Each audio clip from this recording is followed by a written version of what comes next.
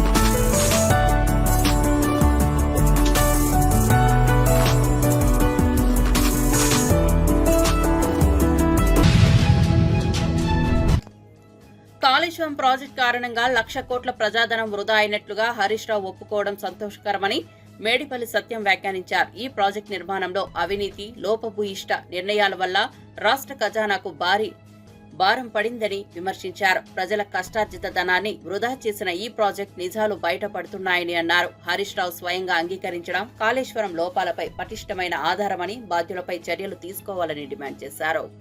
నిన్న మాజీ మంత్రి హరీష్ రావు గారు మరోసారి నిజం ఒప్పుకున్నాడు. కాళేశ్వరం ప్రాజెక్టు కట్టి 1,00,000 కోట్ల ప్రజాధనాన్ని ముంచినట్లు స్వయంగా ఒప్పుకోవడం ఆయన కొంత సంతోషకరం. ఇప్పటికైనా కాళేశ్వరం ప్రాజెక్టు గురించి అసలైన నిజం చెప్పినందుకు, చేసిన తప్పు ఒప్పుకున్నందుకు హరీష్ రావు గారిని చూసి తెలంగాణ ప్రజలు కొంత జాలి చూపిస్తున్నారు. హరీష్ రావు గారు చెప్తారు, ఎల్లంపల్లి నుంచి గేట్లు ఎత్తివేసి నీటిని సముద్రంలోకి వదిలేస్తున్నారు, ఇది క్రిమినల్ నెగ్లిజెన్సీ కాదా అని చెప్పి నేను హరీష్ రావు గారు ప్రశ్నించాను. ఎల్లంపల్లి నుంచి నీళ్లు వదిలితే మరి సముద్రంలోకి ఎందుకు పోతున్నాయి? ఎల్లంపల్లికి ఆ రోజు మీరు దిగువన కట్టిన కాళేశ్వరం ప్రాజెక్టు బ్యారేజీలన్నీ ఏమైపోయినాయి? అవి నీళ్లు ఆపేటందుకు ఎందుకు పనికి రాకుండా పోయినాయి? ఆ రోజు అత్యంత నాసిరకంగా కుంగిపోయే విధంగా కట్టినది ప్రభుత్వం ఎవరు? అటువంటి గాలి మేడలు, గోదావరి నీళ్ల మీద కుంగిపోయే బ్యారేజీలు కట్టిన అవినీతి చరిత్ర కేసీఆర్ గారిది, హరీష్ రావుది కాదా అని నేను ప్రశ్నిస్తున్నా. ప్రజలకు ఈ రోజైనా నిజం తెలిసింది.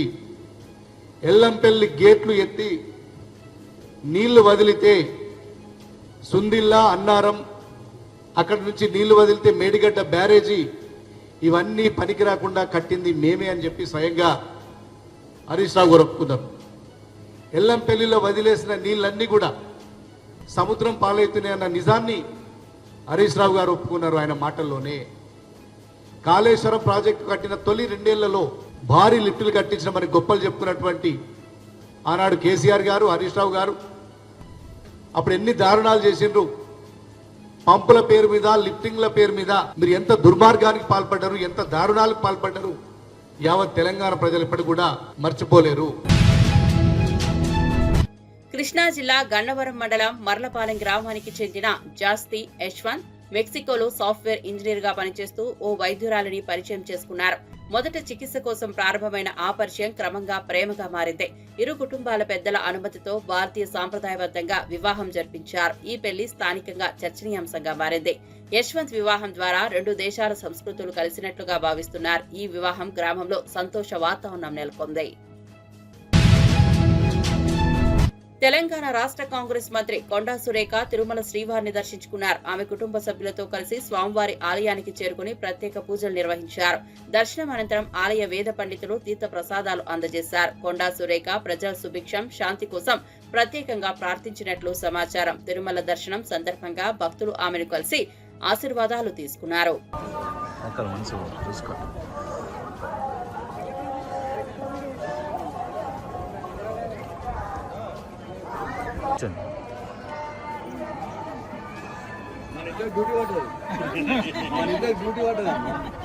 లైటింగ్ కొట్లాటలు అయితే ఇప్పుడు వాళ్ళే మనమే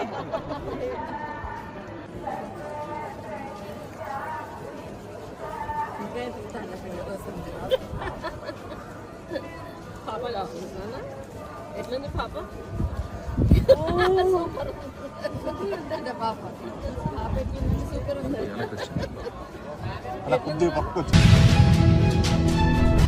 రష్యా ఉక్రెయిన్ యుద్ధ పరిణామాలపై చర్చించేందుకు వైట్ హౌస్ లో కీలక సమావేశం జరిగింది. అమెరికా అధ్యక్షుడు డొనాల్డ్ ట్రంప్, ఉక్రెయిన్ అధ్యక్షుడు వొలోడిమిర్ జెలెన్స్కీతో పాటు 7 యూరోపియన్ దేశాల అధ్యక్షులు ఈ భేటీలో పాల్గొన్నారు. యుద్ధం కొనసాగుతున్న నేపథ్యంలో శాంతి స్థాపన, మానవతా సహాయం, భద్రతా చర్యలపై ప్రధాన చర్చలు సాగాయి. ఉక్రెయిన్ కు మద్దతుగా మరిన్ని చర్యలు తీసుకోవాలని యూరోపియన్ నేతలు అభిప్రాయపడ్డారు.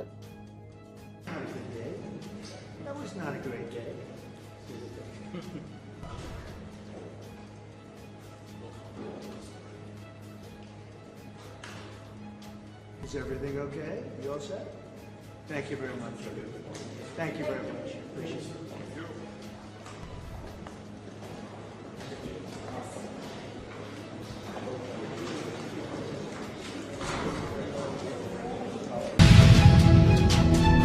రష్యా ఉక్రెయిన్ యుద్ధం విషయంలో సమగ్రమైన శాంతిని సాధించాలన్నా, న్యాయం జరగాలన్నా అది సమిష్టిగా జరగాలని ఇటలీ ప్రధాని జార్జియా మెలోని అన్నారు. ఒంటరి ప్రయత్నాలలో కాకుండా ప్రపంచ దేశాల సమన్వయంతోనే స్థిరమైన శాంతి సాధ్యమని స్పష్టం చేశారు. యుద్ధ ప్రభావాలు ప్రపంచ ఆర్థిక వ్యవస్థను దెబ్బతీస్తున్నాయని, ఈ క్రమంలో అంతర్జాతీయ సహకారం అత్యంత అవసరమని ఆమె పేర్కొన్నారు. I think it is an important day, a new phase. After 3 years and a half that we didn't see any kind of sign from the Russian side that there was a willing for dialogue. So something is changing, something has changed thanks to you.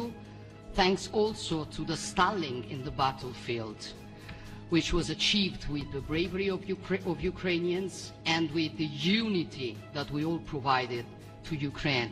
And the reason why I mention it is that we also have to remind that if we want to reach peace and if we want to guarantee justice, we have to do it united. So that's why it's a very good day, the one we are in. You can obviously count on Italy as it was from the beginning. We are on the side of Ukraine and we do absolutely support your efforts towards peace. We will talk about many important topics. The first one is security guarantees, how to be sure that it won't happen again, which is the precondition of every kind of peace. I'm happy that we will discuss about that. I'm happy that we will begin from a proposal, which is the, let's say, Article 5 model, which was Italian at the beginning. So we are always ready to bring our proposals for peace, for dialogue. It's something we have to build together to guarantee peace and to defend the security of our nation. So thank you, Mr. President, for hosting us. Thank you. Visakhapatnam beach road లో సరికొత్త ఆకర్షణగా UH-3H Haley museum ప్రారంభమైంది. సుమారు 3.50 కోట్ల నిధులతో నిర్మించిన ఈ మ్యూజియాన్ని incharge మంత్రి డోలా బాల వీరాంజనేయ స్వామి, హోంమంత్రి వంగల్పూడి అనిత కలిసి ప్రారంభించారు. ప్రజలు, పర్యాటకులు ఆస్వాదించేలా ప్రత్యేకంగా మ్యూజియం రూపుదిద్దుకుంది. ఈ మ్యూజియం ద్వారా సైనిక విభాగంలో వాడిన UH-3H హెలికాప్టర్ చరిత్రను, దాని ప్రాముఖ్యతను సందర్శకులు తెలుసుకోగలరు. స్థానికులు, పర్యాటకులు విశాఖలో కొత్తగా చేరిన ఈ ఆకర్షణపై ఆనందం వ్యక్తం చేస్తున్నారు.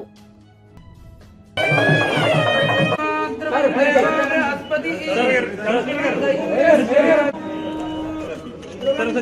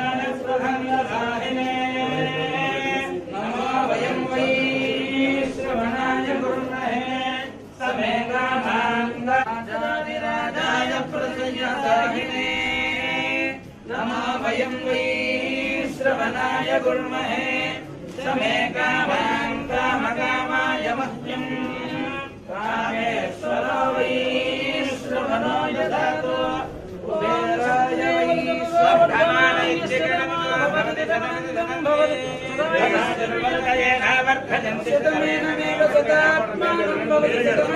भवति तदमैश्वर्यं भवति तदमिति ज्ञानं विज्ञानं प्रज्ञानं जानत विजानत श्रेयोवसीयायुज्यं भूतं भूतं सम्भान् ज्योतिष्मापुस्तेजस्मानातभक्तुस्तपितवन्न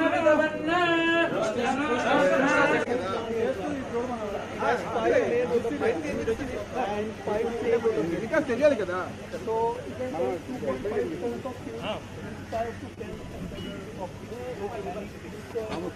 రావుడు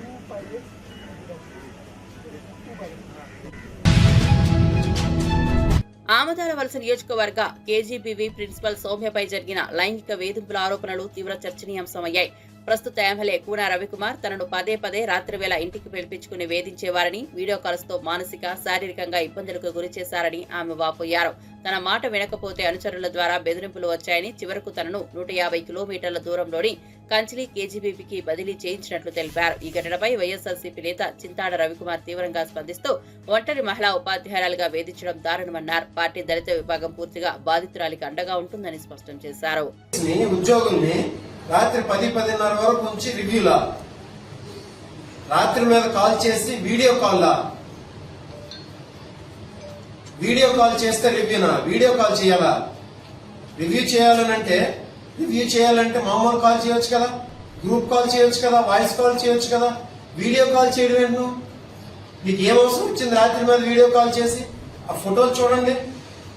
వాళ్ళు నైటీలతో ఉంటే వాళ్ళని వీడియో కాల్ పెట్టేసి ఈయన ఒక పక్క వాళ్ళు ఒక పక్క, వాళ్ళ కింద ఉన్న వాళ్ళంట వీడియో కాలే సార్ చేయమన్నారని చెప్పడం అంట. ఎందుకోసం అది ఆవిడ తప్పు చేస్తుంటే అధికారులు అడగాలి. ఎమ్మెల్యేకి ఏం సంబంధం? కలెక్టర్ గారికి కానీ లేకపోతే సంబంధిత అధికారులకు కానీ ₹1,00,000 పెట్టమనండి. ఈ తప్పు చేస్తే ఎంప్లాయ్ కాబట్టి చట్టపరమైనటువంటి చర్యలు తీసుకోమని చెప్పండి. తర్వాత ఆర్జేడీ కనుక్కునేది ఆర్జేడీ కూడా ఇచ్చారు కదా, ఆమెకి అసలు ఇన్ఫర్మేషన్ లేదట. ఆర్జేడీ ఈమె కూడా పిలవాలి కదా, ఈమె కూడా పిలిపించి అడగాలి కదా. అది కూడా భయభ్రాంతులు చేసి వాళ్ళ పిఏ డైరెక్ట్ వెళ్ళి వాళ్ళందరికీ మీరు ఇక్కడ ఒక్కరు కూడా కేజీబీలో ఉండరు, మీరు ఎవరైనా తప్పుడుగా నేను చెప్పినట్టు చెప్తే పర్లేదు, కానీ ఏమైనా తప్పుడు సమాచారం ఆమె మీద న్యాయబద్ధంగా ఒక్కరి మీద చెప్పినా మేము ఒప్పుకోమని వాళ్ళందరూ ఎమ్మెల్యే పిఏ గారు బెదిరించారు. ఎంక్వైరీలో అధికారులు బెదిరించారు. ఎంక్వైరీలో ఆమెకి బెదిరించారు. ఆమె ఎవరు ఆర్జేడీ గారికి వెళ్తే ఆర్జేడీ ఎంక్వైరీలో వీళ్ళందరూ ఎవరు ఎమ్మెల్యే గారు పిఏ గారు వెళ్ళి వాళ్ళ స్టాఫ్ అందరికి బెదిరించి మీరు చెప్పినట్టు మీరు చెప్పండి, ఆమె మీద మేమేం చెప్పామో అదే మీరు చెప్పండి అని ఆర్జేడీ గారు చెప్పారు. ఇంకొక విషయం, ఒక ట్రాన్స్ఫర్ కోసం ఒక మహిళ ఎంఎస్సీ ఎంఈడీ ఎంఎస్సీ బీఈడీ చేసిందంట. మహిళ మీడియా ముందుకు వచ్చి తన మీద ఇంతటి అభియోగాలు మోపుకుంటుందా ఒక ట్రాన్స్ఫర్ కోసం? ఒకసారి మీరందరూ ఆలోచించండి. ఓ దళిత మహిళ, ఏ మహిళ అయినా ముందు మీడియా ముందుకు వచ్చి ఒక ట్రాన్స్ఫర్ చేసినందుకు అది ఒక అధికార పార్టీ ఎమ్మెల్యే మీద ఇంతటి పెద్ద అభియోగాలు మోపుతుందా? ఆమె మీద ఆవిడ క్యారెక్టర్ మీద మచ్చ చేసుకుంటుందా? ఆవిడ ఎంతో ఏడ్చిందండి, ఎన్నో బాధలు చెప్పింది ఆవిడ. ఇంకా అవన్నీ మేము ఎందుకంటే వాటికి కొన్ని సాక్ష్యాలు ఉండవు కాబట్టి మేము ఇంకా మీడియా ముందు చెప్పాలి. నగరం అభివృద్ధి దిశగా దూసుకెళ్తోందని, ఇది ముఖ్యమంత్రి ముందు చూపుకు నిదర్శనమని కోట్ల శ్రీనివాస్ పేర్కొన్నారు. మౌలిక వసతులు, రహదారులు, పారిశ్రామిక వృద్ధి, ఐటీ రంగం విస్తరణతో నగరం రూపురేఖలు మారుతున్నాయని ఆయన అన్నారు. ముఖ్యమంత్రి తీసుకున్న నిర్ణయాలు భవిష్యత్ తరాలకు బాట చూపే విధంగా ఉన్నాయని వ్యాఖ్యానించారు. అభివృద్ధి ప్రాజెక్టులు అమలు కావడంలో ప్రజల జీవన ప్రమాణాలు మెరుగుపడుతున్నాయని చెప్పారు.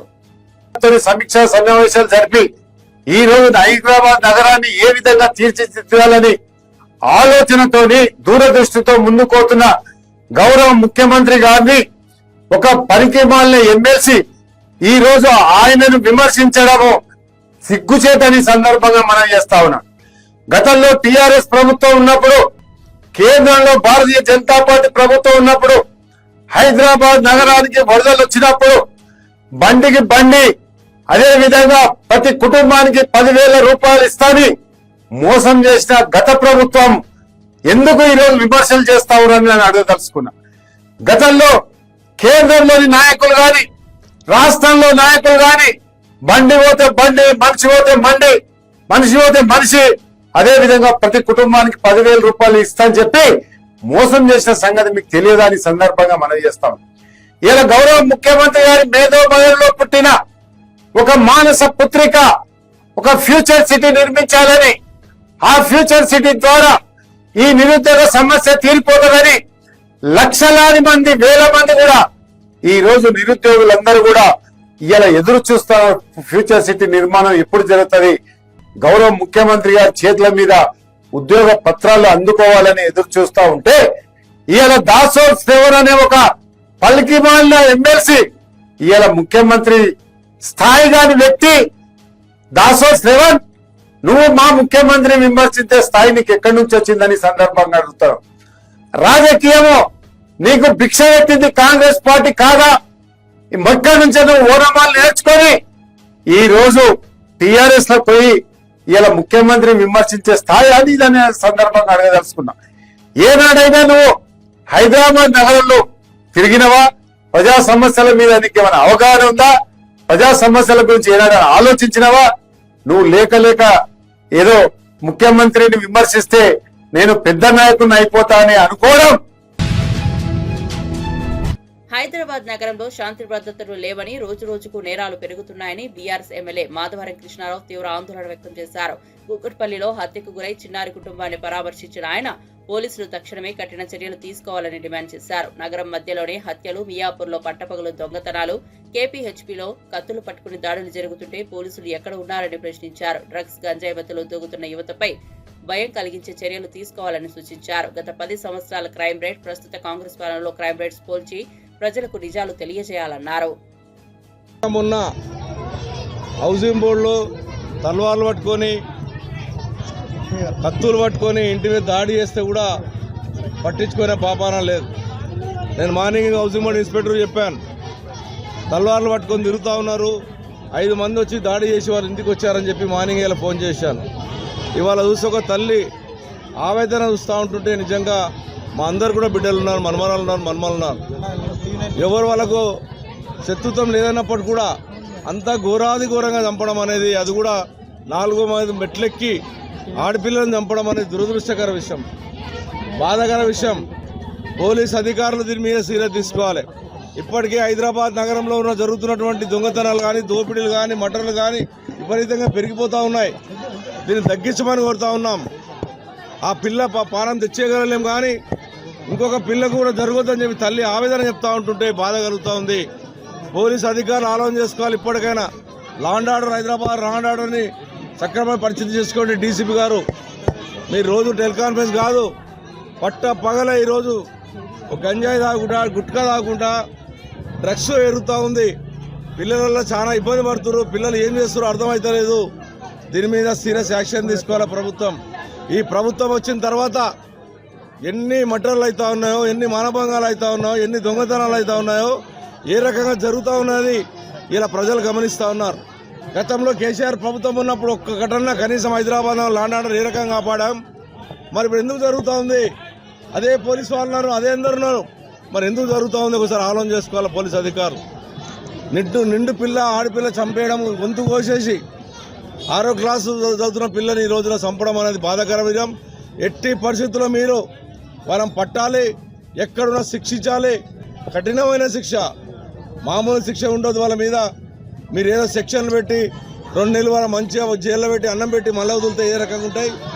ఈ పిల్లకి ఏ రకంగా భయంకరంగా పరిస్థితి చేశారు, ఆ రకంగా మీరు కూడా చేయాలని డిమాండ్ చేస్తూ ఉన్నాను. తొందరలో నా పిల్లకి న్యాయం చేసే విధంగా చర్య చేయాలి. లేకపోతే మేమందరం కూడా దీని మీద పెద్ద ఎత్తున ఉద్యమం చేస్తామని తెలియజేస్తా ఉన్నాం.